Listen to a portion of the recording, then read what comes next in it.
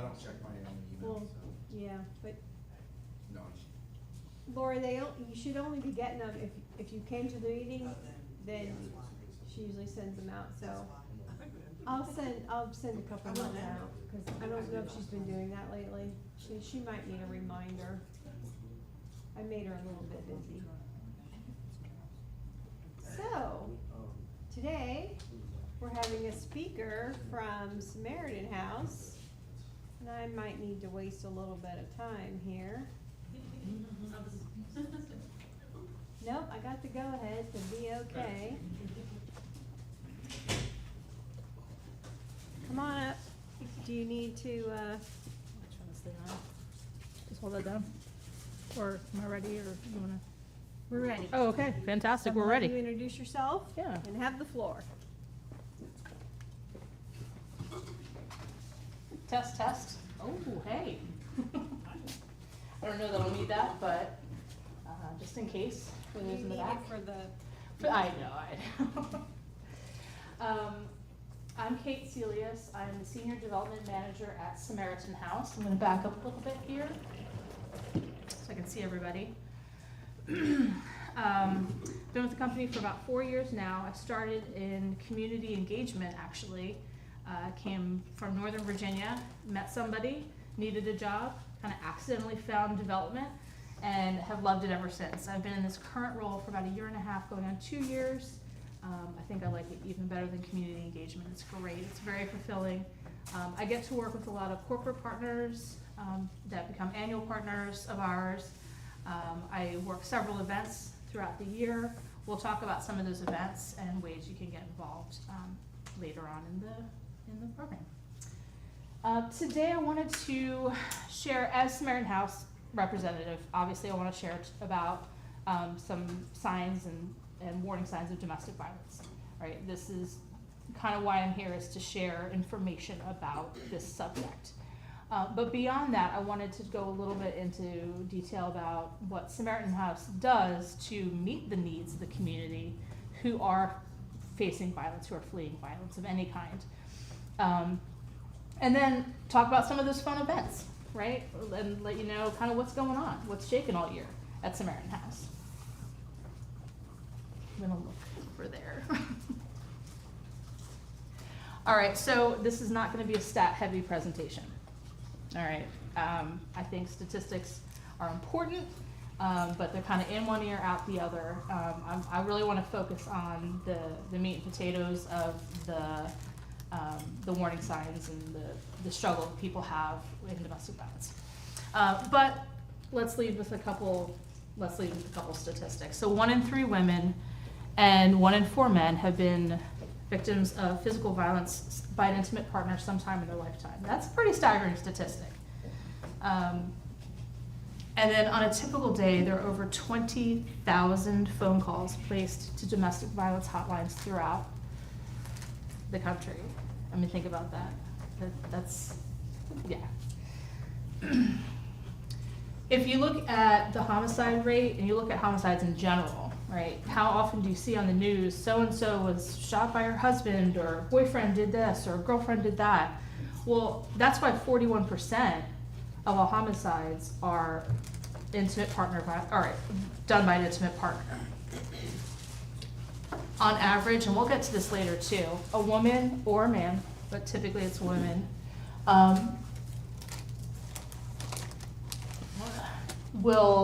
it'll take them an average of 7 times to leave an abusive relationship for good. And then 3 women are murdered every day by a current or former male partner in the U.S.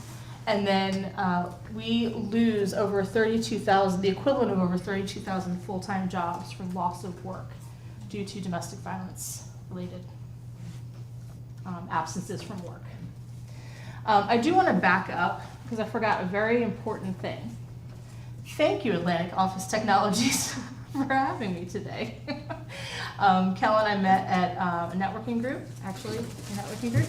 and I'm delighted to see so many faces here that I already know.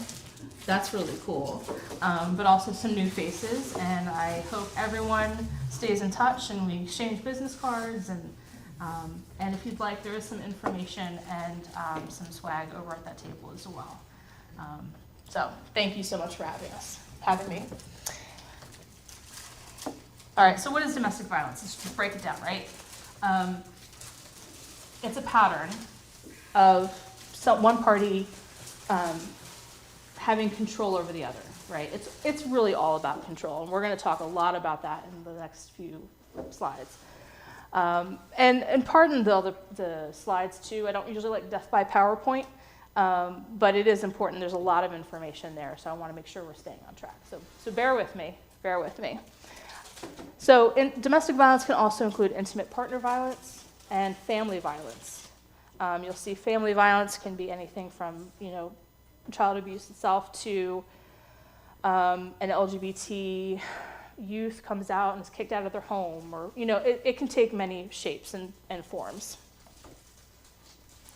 So the power and control wheel, Samaritan House did not make this up. This is a nationwide model. So I'm just going to go through it. This is the information bit. This is the part where I want everyone to really be aware of the signs, be aware of what to look for in the people you love, right? So using economic abuse, that is probably the most common way that people can control people. Do you remember that commercial? And it was a woman, and she had tampons, and she was stuffing dollar bills or money into it. Do you remember that? This was from a few years ago. And it was her hoarding money away to be able to leave a domestic violence situation. I don't know if that was just kind of random, but it is a really powerful way to control somebody. So what could that mean? Not letting you know about or having access to family income. So maybe you're not on the checking account. You're not on the credit cards, or you are on the credit cards and your abuser is running them up and ruining your credit. Preventing you from getting a job. Now, how could someone do that, right? How could someone just say, oh, you can't get a job, right? Well, remember that this relationship didn't start like it is in the abusive stage, right? It started in what was seemed like a loving relationship, maybe, and I'm going to use generalizations and talk about the men and the women. There's many different varieties and interplays that this can take. But let's say the husband says, they get married, and the husband says, oh, I don't want you to have to work. Just relax, take care of the house, or if we have kids, take care of the kids. And you're like, oh, okay, yeah, this is great. My husband's going to provide for me. And then it gets to the point where as things escalate, then you're stuck not having a job and not being able to get the job. So remember, this is the pattern, and it typically doesn't start with just one big outburst. There's a lot of signs leading up to it, right? Making you ask for money or giving you an allowance. Sounds like the 50s a little bit. But, and then of course, just taking your money, not necessarily not giving you what's yours, but just taking yours. Coercion and threats, these are the ones we kind of think about typically, right? Threatening to leave, threatening you if you want to leave, threatening that the abuser will commit suicide if that person leaves. That's a big one, believe it or not. Big control tactic. Making you do illegal things. And that doesn't necessarily always mean go have sex with these people, these other men, and traffic them out or something like that. It can be, hey, can you pick up my false prescription of oxycodone from the pharmacy? So if something happens, you get caught and I don't, right? So it's like, it can get more subtle than just the obvious things. And then making you drop charges. So if you are in a situation where you've pressed charges, that coercion, those threats, they can really intimidate, and we're going to get to the next one, intimidate you to drop those charges. You with me? This is not the happiest of subjects. And again, we are going to focus on solutions. We are going to focus on the positive. But this is just such important information to share because it happens again, 1 in 3 women and 1 in 4 men. You can drive down the street. I have a friend who works in this field, and she says, sometimes I'll drive in a neighborhood and I'll go 1, 2, 3, 1, 2, 3. Right? It is that prevalent. So it's so important. Using intimidation, very similar to coercion and threats, only it's more an implied threat, right? Maybe you leave a firearm out. You don't even threaten the person with it, but they know it's there, and they know you could use it. Just looks, actions, gestures. Maybe the person never actually physically touches the person, but they get real close. Destroying property. This is one of those, precursors to physical violence often is destroying property, like punching a hole in the wall or breaking a cabinet or something like that. And that can be very intimidating. Again, it's letting you know this could happen to you, right? What's happening to this cabinet over here could happen to you. Smashing things. And then really sadly, I'm abusing pets. I hate covering this particular one. Just the threat of, I'll hurt your pet or whatever. Yeah, we'll just move on from that one. All right, emotional abuse. Making you feel bad about yourself. You're too fat. You're too ugly. No one else would love you. I'm the only one that's going to love you. Making you think you're crazy, right? Gaslighting. That didn't happen. And then you hear that enough and you start to think, wait, how did this happen? How did this transpire? Am I thinking this wrong? Making you feel guilty, playing mind games again, just calling you names, right? Just blatantly calling you names, putting you down, and humiliating you. That could be in front of your family, in front of colleagues, your children.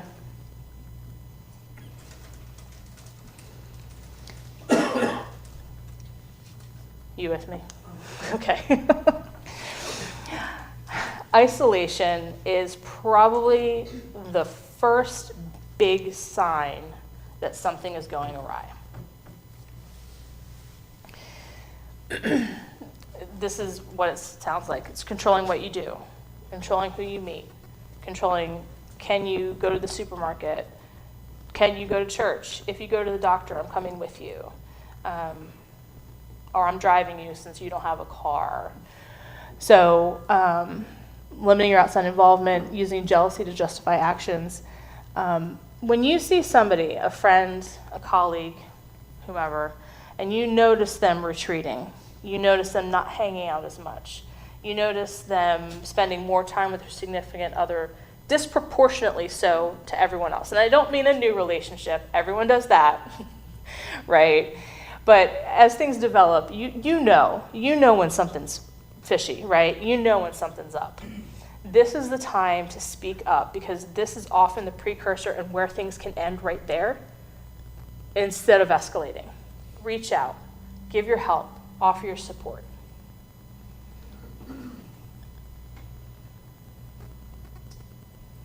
Minimizing, denying, blaming, okay? Making light of the abuse or not taking concerns about it seriously. Shifting responsibility. Well, if you hadn't done that, I wouldn't have had to do this, right? It's your fault. Saying the abuse did not happen, again, that kind of gaslighting.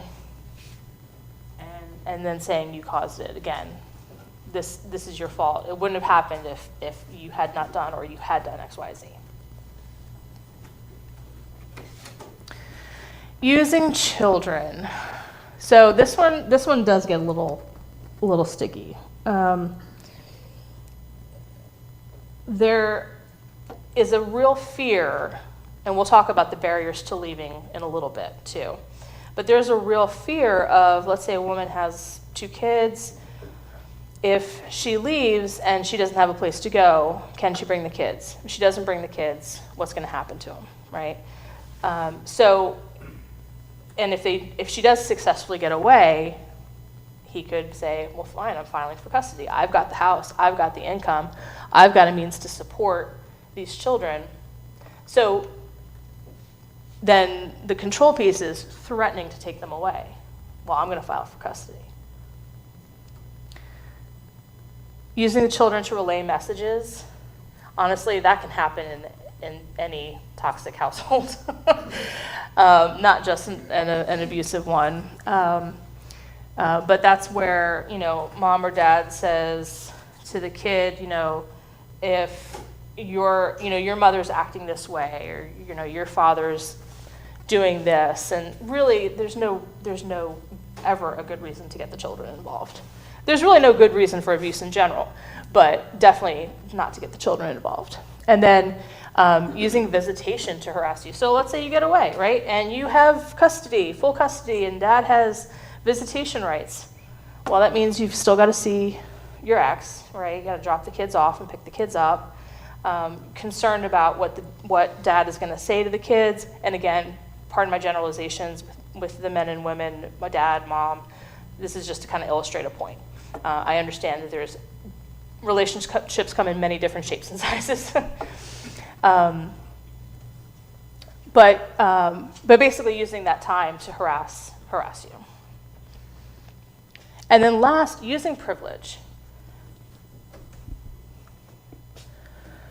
So originally when this model was created, it said using male privilege. And then they realized there's so many other components to what privilege can look like. If it is an interracial couple, for example, and they get into an argument, it's a he said, she said, maybe the person who's white says, well, they're never going to believe you because, I'm the credible one, I'm the, whatever. Also, LGBT relationships, same-sex couples, right? It's maybe one person dictates just what the roles are going to be, right? I'm the breadwinner, you're the homemaker, and exerting that privilege over them. And then sometimes treating you like a servant, right? That happens. So what do we do about it, right? There's a lot of negative going on here, and I want to talk a little bit about the positive, a little bit about what Samaritan House does, our full cycle of services to combat this, right? To take on this challenge. It all starts with our 24-hour emergency intake hotline. We work with the Action Alliance. This is the same company or organization that helps with all the different shelters in the area, like Her Shelter, Geneve, Transitions, the YWCA, things like that. We get calls in, and very simply, they do a needs assessment. These are really qualified individuals who are really good at de-escalating and identifying issues, even if someone's downplaying or minimizing the effect that this abuse is having on them, they can usually pull that out of them and find out just how serious this is. So from there, not all of our clients actually need the emergency housing that we provide. But if they do, if they have no place to go, they're in imminent danger, and they need a safe place to be, we have 14 safe homes in Virginia Beach. It's a scattered site model, so they're just tucked away, townhomes, single-family homes in the neighborhoods, so you never know they're there, right? And that's for, of course, the safety and protection of our clients. I was surprised when I found that out. I thought it was like in one spot, but that makes more sense. Yeah, I mean, and it depends on the kind of shelter it is, too. Definitely that model works, like having everyone housed together. I did a lot of work up in Northern Virginia, working with people experiencing homelessness. And that was a model, where everyone was together, that made more sense. Because then all the resources could just kind of be there together. But yeah, these are little safe homes, just tucked away. And they are all in Virginia Beach. mainly because our case managers actually physically go to every single one of them every single day, set eyes on them. So they can't be in like Portsmouth, you know what I mean? Or like Hampton or something. So we definitely can serve clients in different parts of Hampton Roads that come to us, but ultimately our shelters are close by.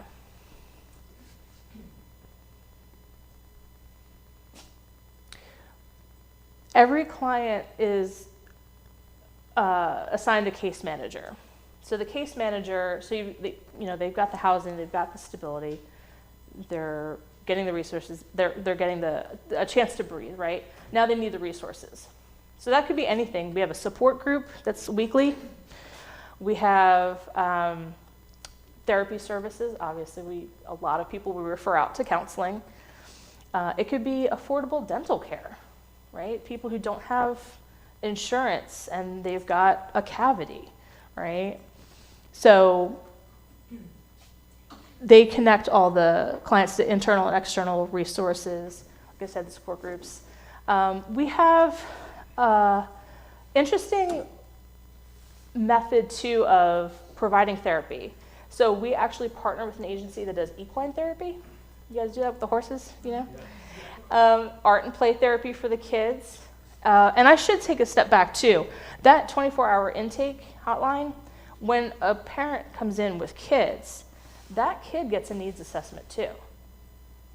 They determine where the kid's going to school, what level of care do they need, physical attention, malnutrition maybe, counseling, art and play therapy, equine therapy. So we try to give everybody that same care and attention, not just the adults, because we realize whether the kid was vicarious trauma, or like they witnessed it, or they actually experienced it, that is really impactful on their development in general, just them, how they grow up, right? So we do that. And then I mentioned victim advocates. They're not attorneys, but they do provide assistance with legal paperwork. Our most common one is a protective order. But they do something that I really think is kind of special. Don't tell the other departments I said this. I think this is probably one of the most critical components that Samaritan House provides, and that is the victim advocates can go with the clients to court. That is huge. That is huge. So many people, unfortunately, victims, survivors of domestic violence, drop charges because they just can't bring themselves to be re-traumatized. They don't want to face their abuser and his family or their family outside the courtroom staring her down. You know, like that happens. And to have somebody physically, literally in your corner makes all the difference. And that really increases the rate of people deciding that they want to continue to press charges and go through with court dates, the court system, legal system. And then I mentioned emergency housing. Once they go from emergency housing, which for domestic violence clients is not that long, actually. It's like 30 days, 60 days, maybe 90 days. That's, again, just to get them safe, get them stable, let them catch their breath, get a roof over their heads, away from their abuser, food on their table, away from their abuser. But where do they go from there, right? We can't just say, okay, adios, you know. We have more people coming in, and we do. We constantly have more people coming in. So what do you do, though? So let's say we talked about that financial control piece, right? Let's say your abuser ran up credit cards in your name, totally destroying your credit, or kept all the finances from you, and you have no credit. Maybe you have no job. You have no income. How on earth do you get housing without all those components, right? So that's where places like Samaritan House come in, because we do have the grant funding to pay first and last month's rent, to pay the security deposit, to subsidize rent for a year plus, whatever it takes while the client is getting back on their feet, going back to school, getting a new skill, getting a job, whatever that looks like, getting back on their feet into self-sufficiency. If you look at our mission online, it mentions self-sufficiency. I know I did that to that table too. It's very wobbly. But we want to provide not just safety, but promote self-sufficiency, right? We want people to not just survive, but thrive. That's the whole point of this, is they're starting a new life. They're starting a new life. How can we help them? And these are some of the ways we help them. That housing piece, we have housing locators who have relationships with over 90 property management companies, leasing agencies in the area to combat that problem, because they have the relationship. The client doesn't need to have the income. The client doesn't need to have the good credit, because we're vouching for them, right? We're saying, hey, we've got this client, she's working on this plan, she's got this income coming in from like the state or, whatever it is, what can we do? How can we make this work? And then we'll foot the bill for a while that person gets back on their feet. Self-sufficiency. Any questions? That's a lot of services. Any questions about that? Yeah. How do you talk to somebody who's in an abusive relationship, not experiencing the barriers, Right. and still just goes through the cycle? So, and I'm speaking very specifically about a situation where he's abusive, Mm-hmm. and then he's nice for a day, and she's like, oh, it's all good. And then it cycles right back through over and over and over. And one of her best friends trying to get her out, and it's like none of these barriers exist. Mhm. Like her parents will fund getting out, buy her a house, like all this stuff exists, that she's not ready. Yeah, she's just waiting until she gets really beat up. And like, what's the solution there? Or how can we help someone in that situation Did I miss the? in a healthy way? Yeah, absolutely. Did I have the barriers to leaving up here? No. Okay. I thought I had barriers. So one of the barriers to leaving, yeah, I guess I took it up, is love. Love, right. So you think about the finances, the economic control again. You think about housing, lack of somewhere to go, safely, somewhere to go. And again, these are not, it sounds like these are not the barriers that she has. Yeah, that's the crazy part, is the barriers aren't there. Right. And still, and if you, I'd love to just read you the text messages that her Yeah. best friend has sent me. Yeah. It's horrifying, the things that he says to her, and still stuck. And we, Yeah. I'm not directly involved, this is indirect. Right. Her best friend has been such a support, and the girl's just Yeah. more and more of it. It's difficult, and that's where it takes up to 7 times to even leave. Even if she were to leave. I texted her that when you Oh, yeah. and copied that and said that to her best friend, not to Yeah, her no, friend. of course. Yeah. Has he actually hurt her yet? Minor physical, but the Emotional. verbal abuse Oh. is insane. Yeah. But she doesn't see it that way. Oh, she sees it, but then he'll straighten up Right. for like a day, and they'll have like and when I say nice day, Mm. it's like what we would consider like this is just a day. Normal. To her is resetting that, oh, this is what it could be. It's when an abuse Right. victim thinks that who they are on a regular basis isn't who they actually are. Right. It's who they are on the 1 out of 20 days when they're nice. That's who they really are. That's what their hope is. Right. And I'm just looking for communication skills. Yeah. to know Right. How It's- do you convey that? Because her best friend is at the point where she's like, I'm having trouble being friends with you now. Yeah. Because I'm watching you be abused on a regular basis and not get out of it. That's really challenging. Our programs, for example, are voluntary. So, when we don't have like a house manager, there's no locked in, We have discussed kidnapping. Well, that's It's probably like an alcoholic or a drug. I mean, until they make a decision to leave, it's not going to be over. You could. Yeah. I mean, I have a friend of mine that Yeah. had a 18-year-old's an alcoholic, and he spent 50 grand on this kid, sending him to a clinic and out of state. Yeah. away from But you everybody. gotta want Took it. his phone. It didn't matter. As soon as he came back, bam, Yeah. right back in it. So until she wants to get out, That's where we're kind of Yeah. at. Yeah. it's just, And just- nothing you can do. And you can provide her the resources, and if she can at least get in front of or get on the phone with, say, like an intake person or something at one of these shelters, whether it's Samaritan House or whatever, her shelter, wherever, right? Depending on where she is, that person is trained to kind of talk to them in a way that is, one, it's not a friend, right? So it's a little bit, they can open up sometimes a little bit more easily talking to a stranger, but also that person is trained to be able to, like I said before, right, kind of pull that information from them if they're minimizing things and get them thinking about it. You know, our case managers get them thinking about it, but all you can do is just give her the resources and give her the resources and give her the resources. And if she bites, she bites, you know, but. What city does she live in? That would be Chesapeake. Yeah, Chesapeake. So, Geneva Geneva? shelter, Chesapeake. It is her shelter. Oh, okay. Why was I thinking? Never I mind. don't know what you were thinking. I don't know. What was I thinking? I don't know. I don't know. I ain't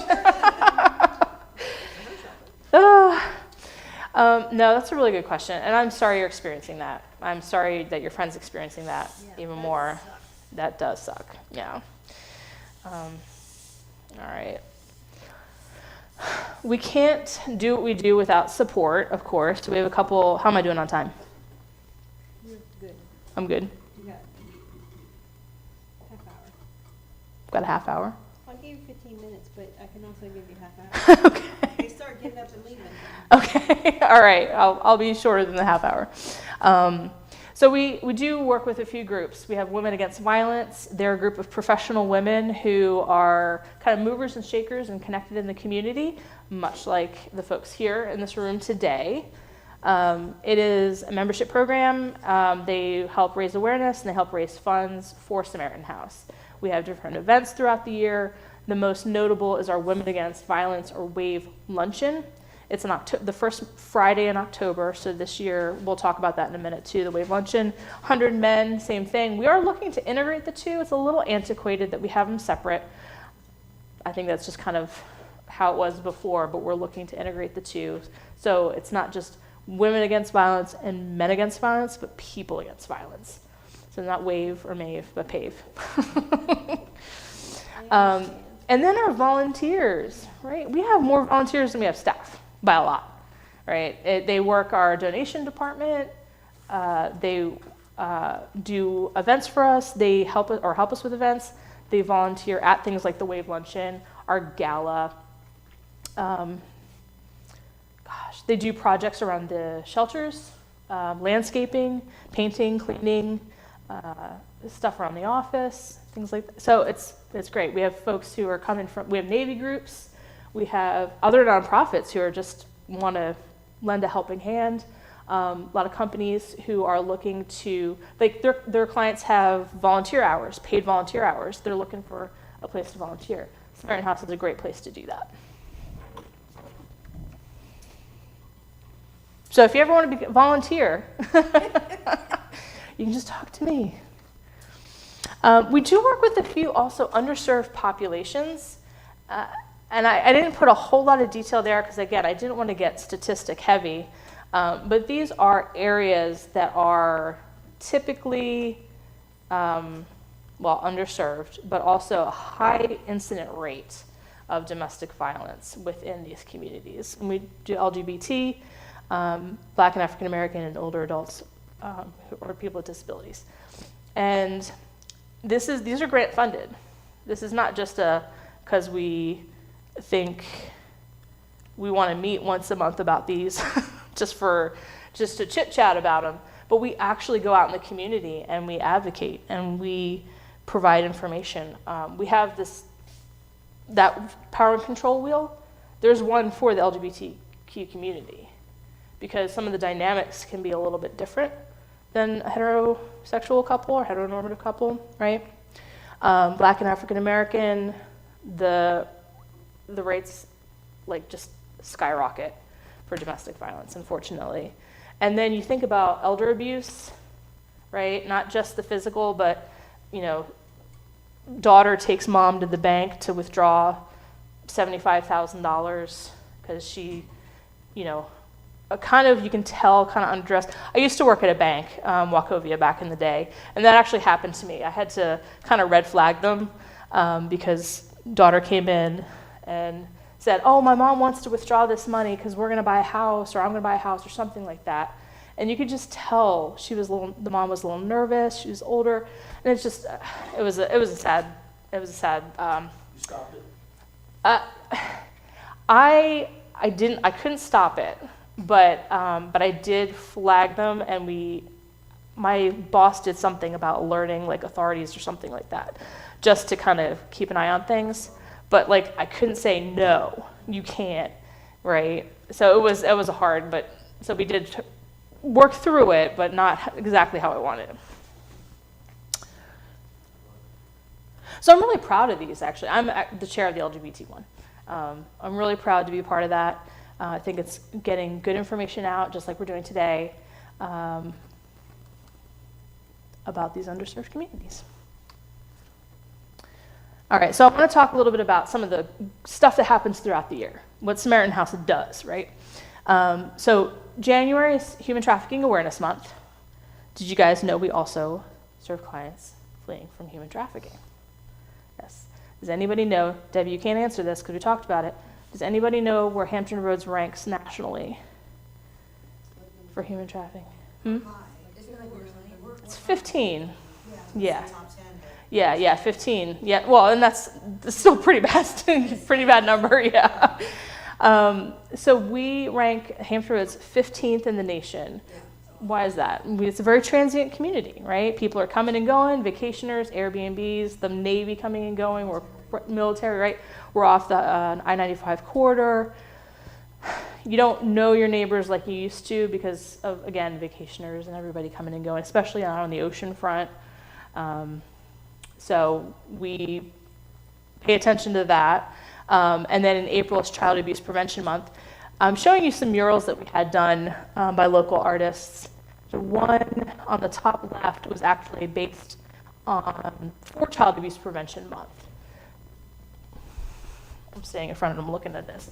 The one on the top left was done, and the artist conceptualized it and had 4 different types of flowers, and the flowers meant different things like hope and strength and bravery, and it was really kind of cool, and we had an unveiling.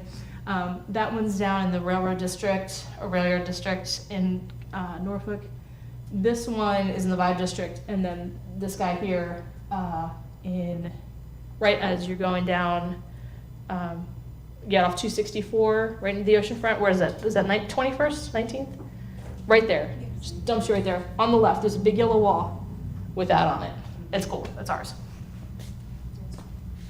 So it raises money, but it also raises awareness. You know, what a great talking point and conversation starter. Okay, annual events. Then I'm done. Okay, you're gonna make it. All right, fantastic. I keep looking this way. I'll look this way. Gotta get a little louder. All right, so I told you about Human Trafficking Awareness Month is January. Child Abuse Prevention Month is April. We have a gala also coming this April. The last one was in June.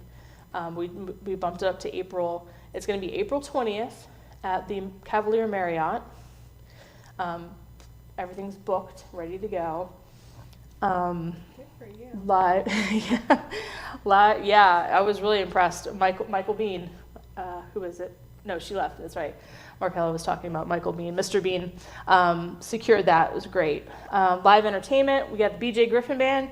Anyone watch America's Got Talent? He was on there. Yeah, his band played at our last gala. And although now everything has to go through CBS for booking, he's like, "Don't worry, I got you." So he's going to be our band again, catered obviously the whole 9 black tie gala. And then of course there are. You know, if you're ever interested in getting like a table there, seats, you know, there's table sponsorships, you're recognized in the program, you're recognized online, just general sponsorship opportunities as well. In Harm's Way televised event, okay, so pandemic hit, did you guys know about that? Nope. I So the pandemic hit, and we were like, oh shoot, we can't do any in-person events.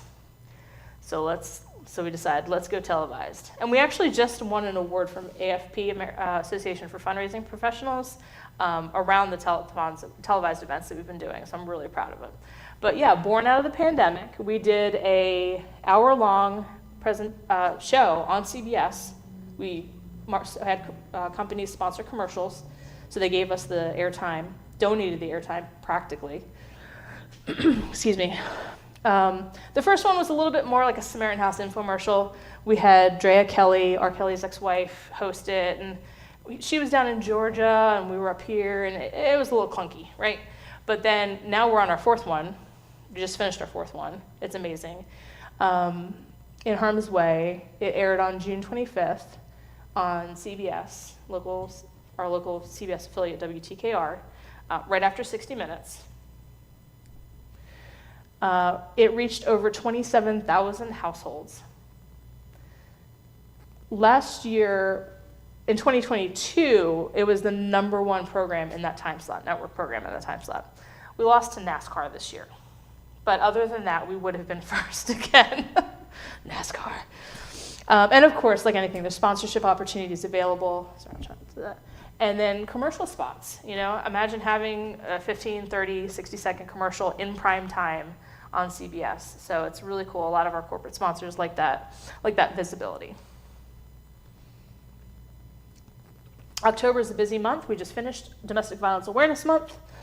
So next year, that Women Against Violence luncheon I was talking about, it's going to be on October 4th. We don't have a speaker yet, but usually there's about over 300 people in attendance. So it's at the Westin Town Center. It's not a small affair. It's pretty big. But this year we had a speaker who is actually local to this area. She's a survivor. It was teen dating violence that kind of still continued into her adulthood as she got married to this abuser.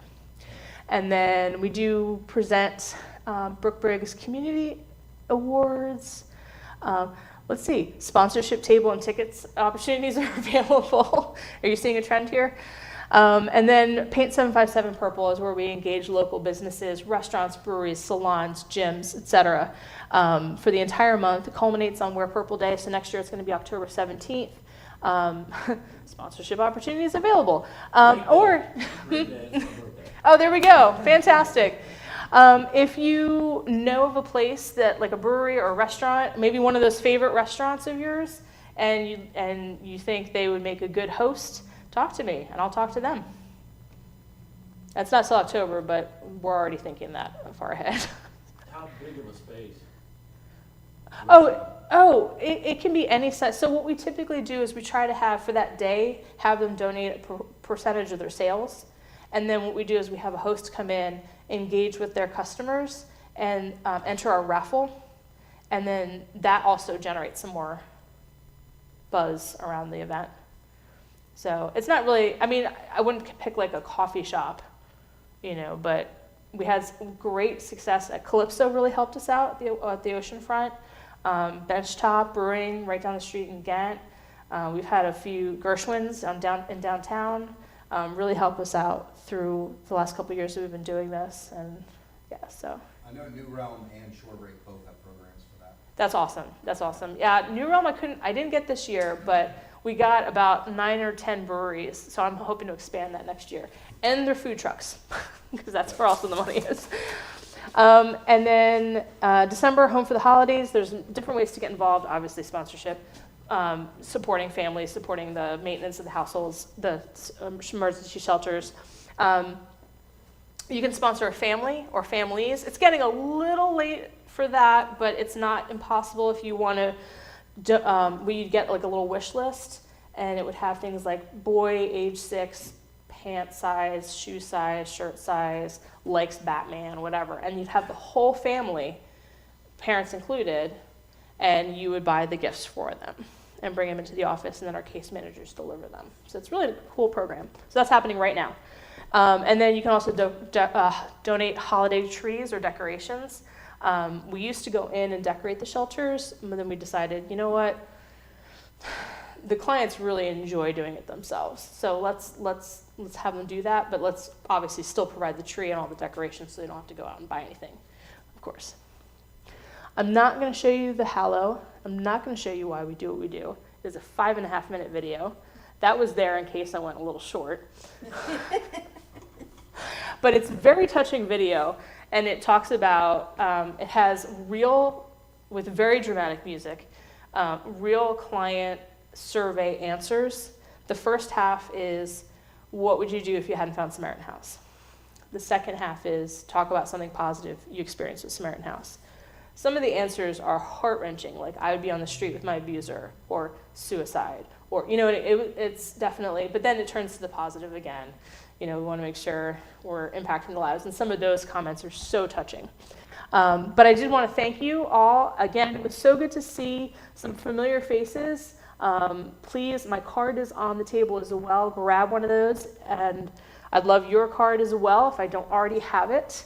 Thank you, Atlantic Office Technologies. Thank you, Lori. Thank you, Kellen, for having me today. Absolutely. And I hope you got some good information out of it. Okay, All good right. deal. Thank you so Thanks. much. Great job. It's a hard subject. Good job. That's a hard subject, yeah. It's a hard subject. Just hold it down here.